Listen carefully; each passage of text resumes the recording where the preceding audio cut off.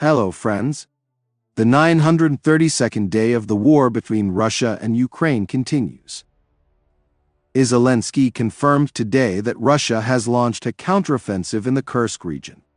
Everything is going according to our Ukrainian plan, he briefly commented on the Russian attacks. But he did not explain what this plan consists of.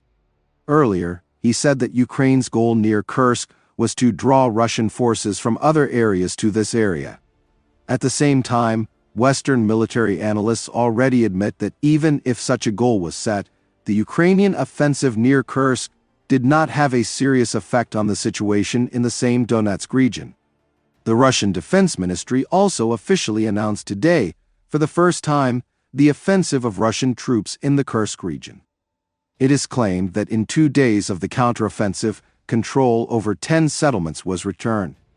It was also stated that the Ukrainian armed forces tried to break through the Russian border in the direction of the settlements of Novi Put and Medvizhy, but these attacks were repelled. The villages mentioned above were already listed yesterday by Russian military telegram channels as having been returned to Russian control.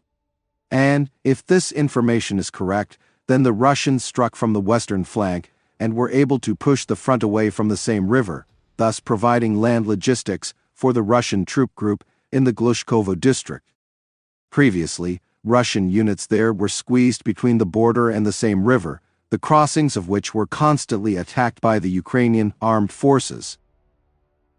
And now, as Russian telegram channels claim, the Russian army is advancing on Lyubimovka and Yevhenii Shla with the aim of cutting off Ukrainian troops located in the northern part of the territory of the Kursk region controlled by the Ukrainian army. Ukraine has not confirmed these advances of Russian troops. The deep state map only shows Russia's advance from Kurakhove towards Snagost. At the same time, German military analyst Julian Rupp confirms that Russia has taken Krasnokhtyaboskui, Komarovka, and Snagost, where prisoners were captured. The real situation may be much worse than on my map, he notes. Apart from propaganda, if one of the goals of the Kursk operation is to replenish the exchange fund, today is a good day to reconsider this operation, the analyst said.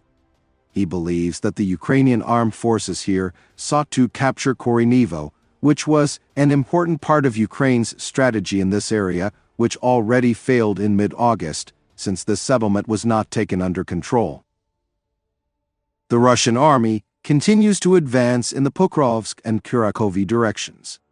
According to the Ukrainian military telegram channel Deep State, the enemy is advancing west of Novogradovka, about 1.5 kilometers towards Lysivka. This is already the direction directly to Pokrovsk. By the way, in Pokrovsk itself, the Dmitrovsky Bridge, which connected the city with Menorad, was destroyed by Russian shelling today.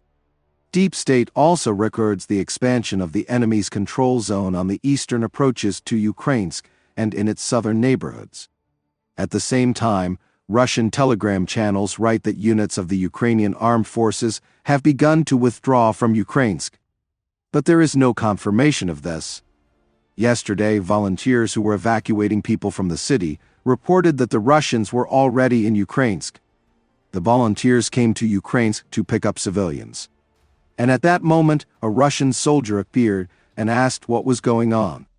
Zakharchenko said that they were volunteers and had come for civilians. The Russian let them go along with the civilians.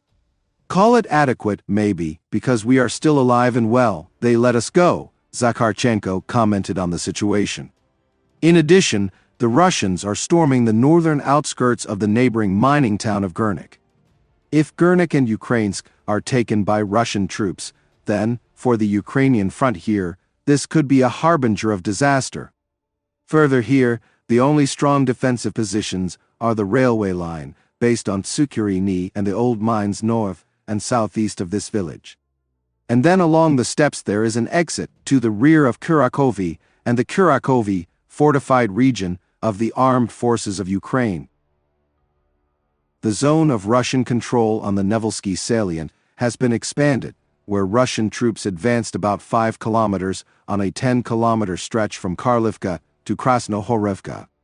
That is, the Ukrainian forces have begun to retreat behind the Vovcha River in the Nevelsky Pocket. From Krasnohorovka itself, the Russians advanced in the direction of Gostry, reports Ukrainian military man Boniatov. The situation in the Gostry-Maximilianivka area is becoming increasingly difficult, he writes. A military man with the call sign Alex also writes about the advance in the direction of Gostry. Later, Boniatov reported that the attack on the settlement was repelled. Despite this, according to the 46th Brigade, the settlement of Gostry is in the gray zone.